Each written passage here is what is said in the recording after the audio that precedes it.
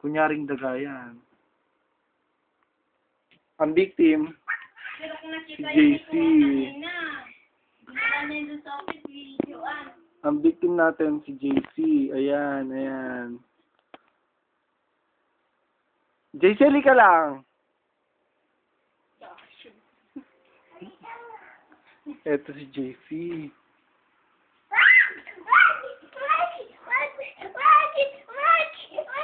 Ayan mo. Ay, nalaglag. Naputol. Ayan.